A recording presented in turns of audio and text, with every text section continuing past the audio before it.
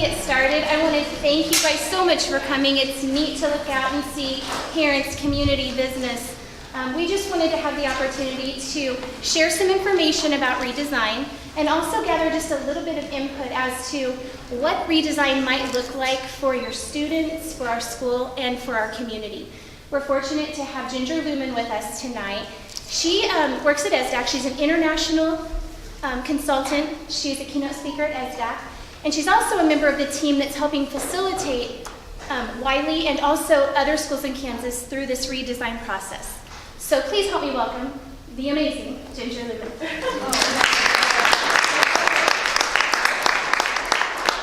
pressure there at all. Thank you so much. Yeah, I am so excited to be here because we are talking about the thing I like to talk about most, which is doing school differently.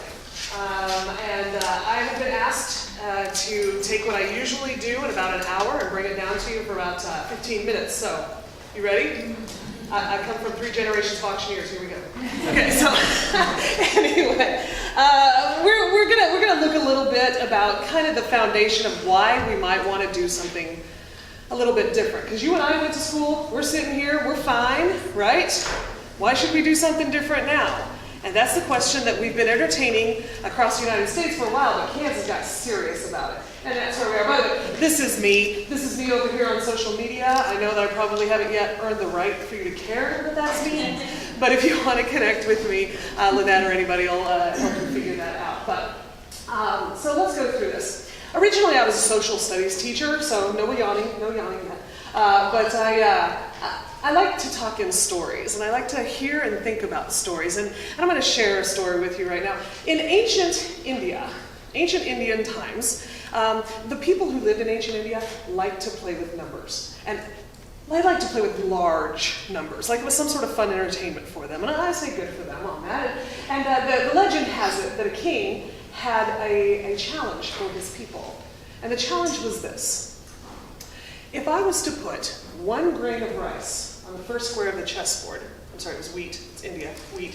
1 square of wheat in the first, 2 in the second, 4 in the next, 8 in the next, and so on, how many grains of wheat would be in the final square? Any mathematicians quick in your head? Yeah, the answer usually when I talk to people about that, they go, a lot? Yes, that's a right answer, but that's not what the king was wanting. He actually wanted the real number. And so he asked all his famous mathematicians to jump into this challenge, and one by one they came and they said, we have the answer, and one by one they were proven wrong. I'm going to ask you again, you still pondering this? Are you still wondering, if you were to say a number, whisper it near somebody to you? Probably this. You gonna whisper it to somebody real quick? Ready, go. It's okay if you're wrong. It's okay. Because the greatest minds were working on this and working on this. And as I said, one by one they fell. Until one day, a very poor man, a pauper, came up and he says, King, I have your answer. The king, everybody looked at him and scoffed and said, really? He said, I do. And he said, okay, what is it? And the pauper says, well, before I tell you, I'm going to ask for you to grant the one wish when we see that I'm right. The king said, sure, whatever you want. He said, okay, so what I want is, when I'm right, however much grain is on that final square, you're going to give me. The king said, absolutely. This is a very rich king. Let's look at some math, shall we? I don't know if you can read this very well, but can you see our numbers really quickly? Right about here, we get to 1 million. Right? Right in here, we're at 1 billion. And it goes, it's not just getting bigger, it's exponentially larger with each step. Anybody have a good guess yet? Oh, he does. Are you over there with the calculator? Yeah, well, I was wrong. 2 to the power 63. Oh, so we are. Exactly. We're going into those, that's right. The answer is that it's enough wheat to cover the entire earth several inches deep. The next day, the pauper became the king. You see, I say this story not because, I repeat it because I've heard a lot of futurists say this, people who really are paid big money to know what's coming for us. And the reason they share this story is not for the historical aspect, although that's interesting. What they say is that we are, metaphorically on the chessboard, when we talk about advances in technology.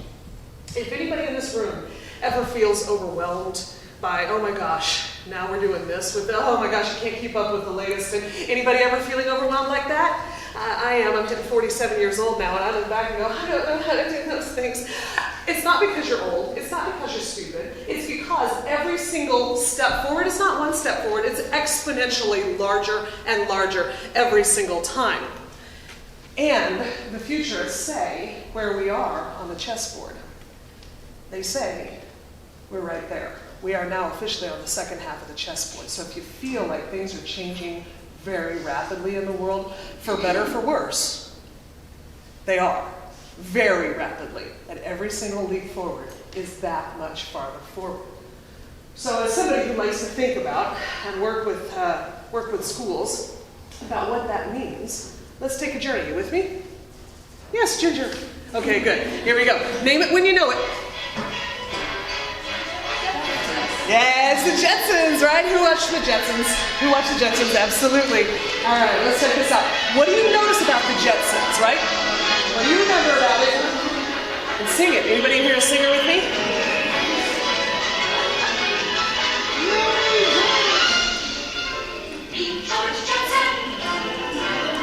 Oh, look at that little cutie. This boy?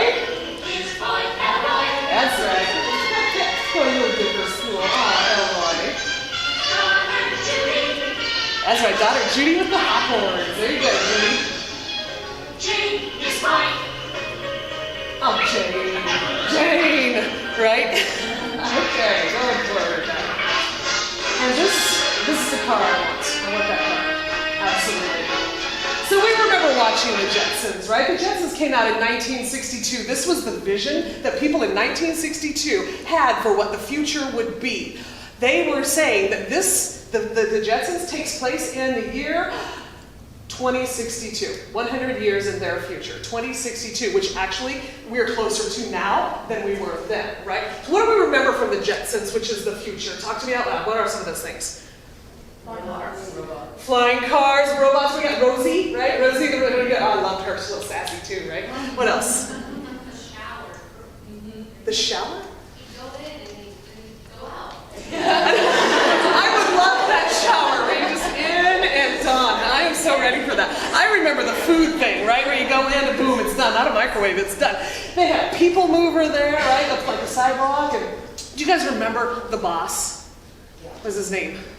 Sprocket, Spacely Sprocket, Spacely, Mr. Spacely, right? And he would always yell at George, right? So George would be sitting snoozing at his desk and he'd come on this TV screen and be like, Jensen! And he'd jump up and, it's like video conferencing, right? See, all of these things that we're talking about are not necessarily the future.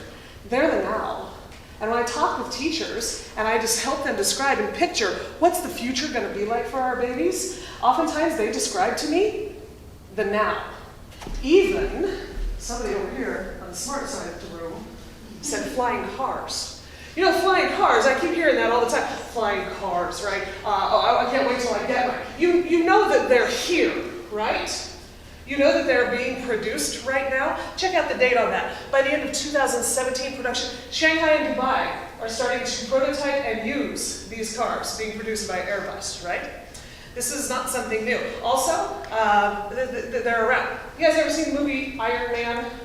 Right? Iron Man, which is the big Avenger. Is it Avenger or X-Men? Help me out with this. I'm not a nerd, I'm sorry. I'm a dork, not a nerd, right? Okay, so do you remember his helmet, right? Do you remember what his helmet does? He puts it on and it tells him he can see the room where he's at, but it also gives him information and he can see stuff. We call that augmented reality. We're augmenting actual reality, and these things exist right now in industry. I actually had the opportunity about 4 years ago to put on a DAQRI helmet. It's from the company called DAQRI, smart helmet. It's being used in industry where people are putting these on and they're going into spaces where their decisions need to be made very rapidly for safety purposes. Not just like firemen, where they go in and can quickly detect heat. This is more than that. As a matter of fact, this is kind of what it looks like. They can go into a whole wall full of dials. And what used to take multiple people coming in and making notes, and is that dial exactly right? And if you missed one, somebody could die. Right? But here it is. They put the helmet on, you scan through, and you can quickly see if a green check marks or a red X, and people's lives are being saved. This is not the future. This is the now, y'all. And DAQRI Smart Helmet isn't the only one that's out there. If you've heard of Hyperloop before, Say yes? Yeah, okay, so it's an Elon, for those of us who have it, it's an Elon Musk invention. I'll just say project. I wouldn't say it was his invention. But it's a project where he's working. It's about moving people and freight at really fast speeds. How fast are the fastest Japanese bullet trains? Anybody? Say what about someone? 300. Man, yeah, that's smart. Travels around the room, thank you. Yes, they are. They're about 300 miles an hour. Hyperloop is set to move at about 600 miles an hour, right? And this is not something that's the future. That's a computer-generated graphic, right? But they actually have been holding, competitions globally to see who would get the first track set up. Y'all have been to Colorado, right? I'm just going to make some assumption there. Let's take a look at this. This is the plans that Colorado is going with. Anybody ever taken that drive from Denver to Colorado Springs before? Taking that drive? How about you take that drive in 9 minutes? Right? And this goes underground. So we're not talking about hidden antelope, right? Kansas girl. And I know it's November, right? Drive carefully, y'all. And this is happening around the globe. They're building it under Los Angeles right now, and they're trying things out. This is something to look at. If we can move people and freight at that speed, at that price, which, by the way, I didn't mention price. They were talking about moving from LA to San Francisco, which is usually about a 4 to 6 hour drive. They say they can do it in 45 minutes for $20. What does that do to the airline industry? And if we're moving stuff, what does that do to the railroad industry and the trucking industry? Right? This isn't fantasy. This is happening. Okay? I'm not going to say it's perfect. Let's go ahead and talk about the trucking industry, right? Self-driving trucks are on the roads now. They're not out in mass numbers, but they're there. There's a fella sitting there, right? But he's working from a tablet. Yes, some of them have crashed, which is not a great thing, right? But they're learning. With every mistake, they're learning. And when we talk about how many 60,000 of these trucks could be on the road by 2035? That's soon, y'all.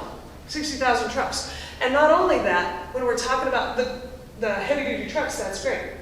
But when we talk about the self-driving cars, 4.5 million on the roads in the U.S. by 2035. I know, I'm sitting here thinking, really, really? And then I remember, I don't study this for a living, but these folks do. And so I'm going to keep my eyes open and ears open as more of this information comes out. I'm not saying this is right. I'm not saying it's wrong. I'm saying it is. Okay? I'm saying it is. How many of us have ever been frustrated, ever, by a road construction that was never stinking ending? Like a month long, a year long, right? We have absolutely had that problem. What if we could reconstruct roads like putting so many Legos together, right? That it's modular, that you just dig a little path, you put it on there, go. The Netherlands is doing that. These roads are made out of recycled plastic. If only we had a place where we could get large amounts of recycled plastic.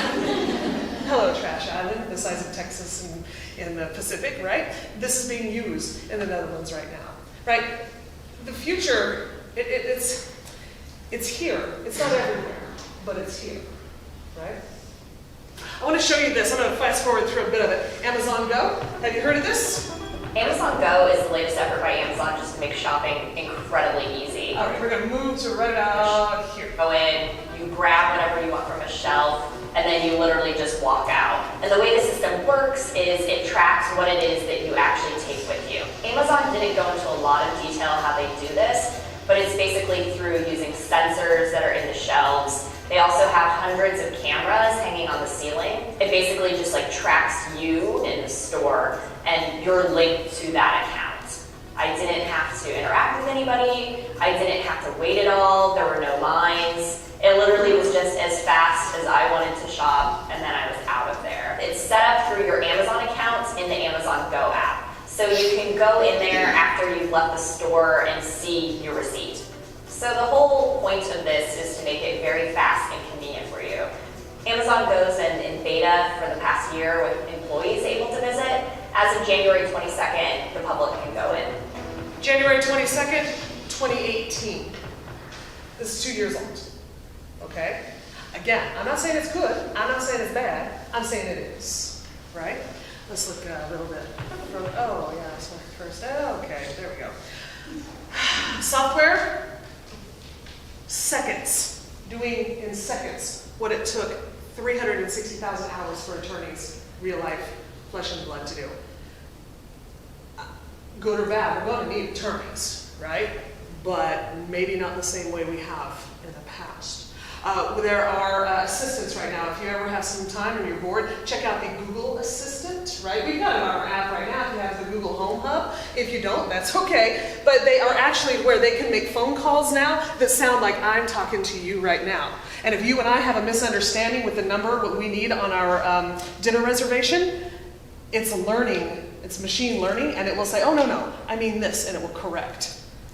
There are examples of this online on YouTube if you want to take a look at it. This is what I'd normally show, but time, moving on. There's also a lot of, this is, by the way, a slide I would take a picture of and show my kids. Don't make slides like this. But I can't not show it to you. You go to Bloomberg.com and you look at job automation risk. This is actually an interactive graphic that you can hover over here, and it will tell you that over on this side, on the bottom, these jobs on this side are most likely to be automated. On this side, least likely to be automated. The ones higher up are the ones that are best paid, and the ones that are bottom are least paid. In the red, these are jobs mostly done with high school graduates, and these over here have master's degrees and more. Right? Which jobs are more likely to be automated? Anything that can be automated is being automated. So what does that mean for the jobs that we currently are seeing and holding?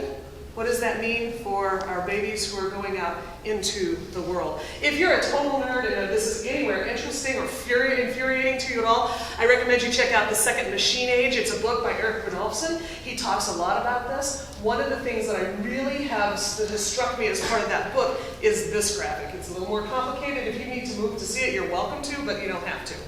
What we're looking at here is all the jobs on this y-axis on the top are more cognitive. You're having to think. Stuff down here is more manual labor. You're having to do the work, right? On this side are non-routine jobs. On this side are routinized jobs. The jobs on this column over here, the demand for these jobs are increasing.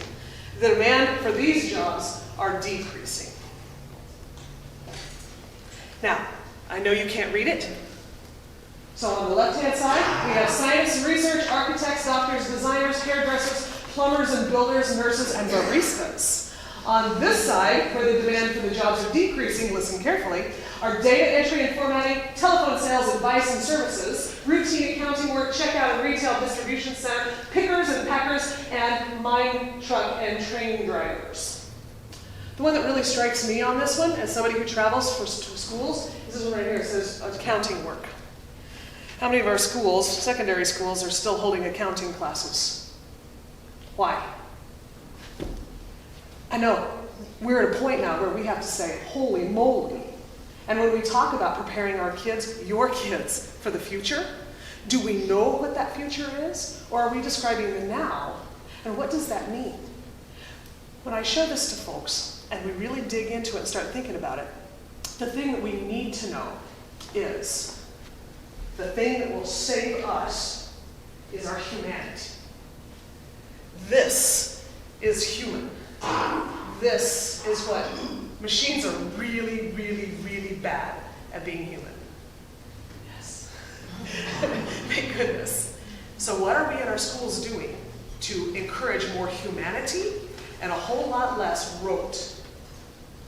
That's our big question when we start looking at things like this. And I also want to think about, there are industries being disrupted right now. The automotive industry in Thailand is set to be losing a couple, 3-4 million workers because their jobs will be automated soon. Okay, Ginge, that happened over there. That doesn't have anything to do with us over here. Or does it? Are we in a global economy at this point? Does what happens over there affect us here? Because it does. So what does that mean? Does that mean these people are out of luck? It means we in education need to rethink what education means and how are we going to reskill laborers. So I want to leave this with you to ponder. 2030 is the year that the futurists point to, that we can look back and say, oh, we are living in a very different world. than what we've ever lived in before. I look back to 1990 and think that, right? Before even the smartphones. But the 2030 is when they look back at that. How old are your babies going to be in 2030? I mean, they're on the precipice of being adults at that point, yes? And some of them will be adults. That's the world they're going into. How can we prepare them for that world? We can't teach them. We don't know how that world's going to be. What we do need to do is have people who can, what is it, 1972, a guy named, and I'm going to wrap it up, I saw she gave me the eye roll. 1972, a guy named Alvin Toffler wrote a book called Future Shock. Anybody old in here like me? A guy named Alvin Toffler, and he said that the future, in the 21st century, the illiterate of the 21st century will be the people who are unable to learn, unlearn, and relearn. Those are the three big skills, to learn, unlearn, and relearn. If we can't unlearn, we're in trouble, y'all. That's where we are. So, we can. We absolutely can build our babies to get ready for the future. We got to have people who can think, who can do things, who can activate, right? Who can persist through tough times. That's what this redesign is about, is helping us figure out how to stop reading, writing, and mathematics only. I'm not saying stop it. I'm saying stop that only, and add in the humanity that our babies deserve. Are we good with that? It's kind of where I am, at least. So thank you so much for being here. This is me.